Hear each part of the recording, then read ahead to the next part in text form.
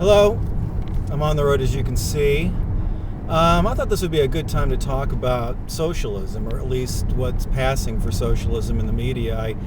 I'm sure a lot of you have seen the Mike Davis appearance on Bill Moyer's show, which I just watched this morning for the first time and enjoyed quite a bit, actually. I thought it was very interesting. And of course, Moyer's is one of the rare mainstream media outlets that will allow such opinions on.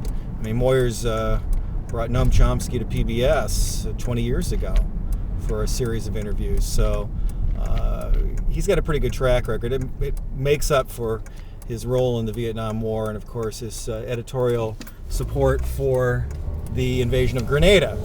In any event, I was thinking about what Mike Davis was saying, and he basically said that he's never given up hope, that hope chases him, that the conditions for, if not socialism, a modified welfare capitalism certainly is in place and should be taken advantage of.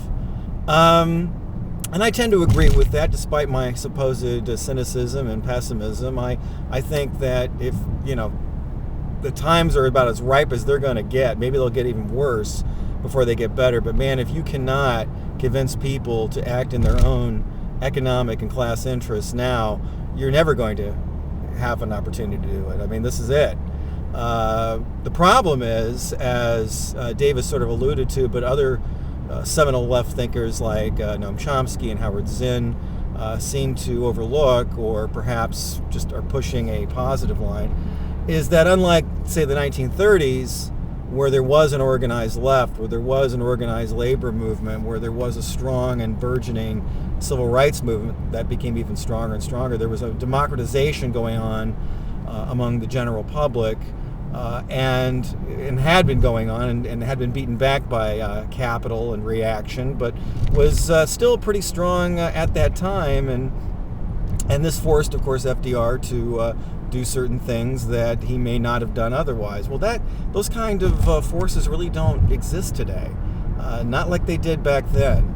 I mean, I don't know what the contemporary example of the CIO would be for, to cite one obvious difference, but in any event, as I'm driving around too, and I take a look at these roads, although these aren't quite as bad as some of the other roads, as you'll see in a few minutes, and I look at the way people drive, you might think, well, this is a weird way of talking about socialism and socialization and people finding common ground in bad situations.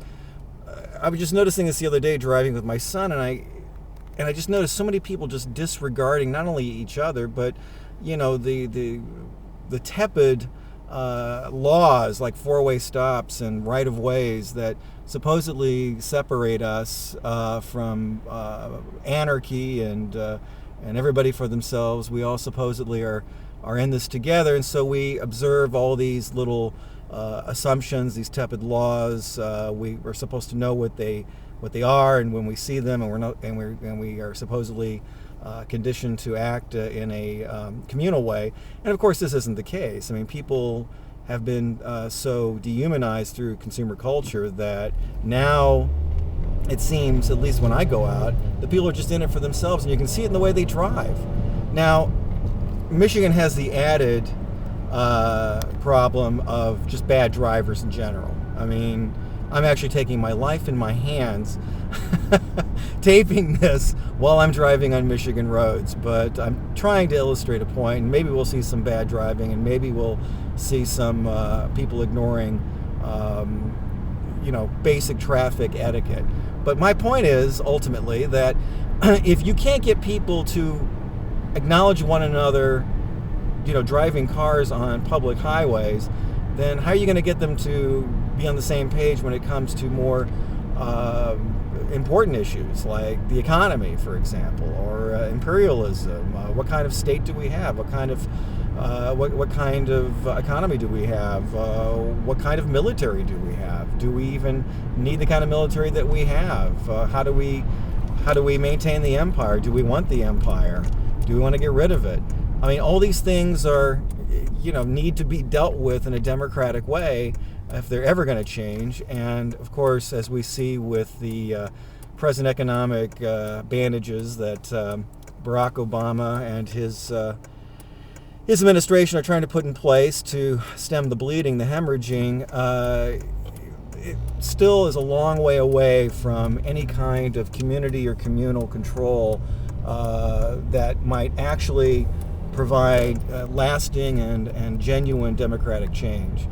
And if you can't get along with people when you're driving on roads that you pay for, and it shows sometimes because some of these roads are so potholed, I wonder what they're doing with our property taxes besides in Ann Arbor here refurbishing the football stadium. I know they're using our taxes for that. Here we go. You'll see. Now look at these roads. Now this is very common around all around Ann Arbor and southeastern Michigan.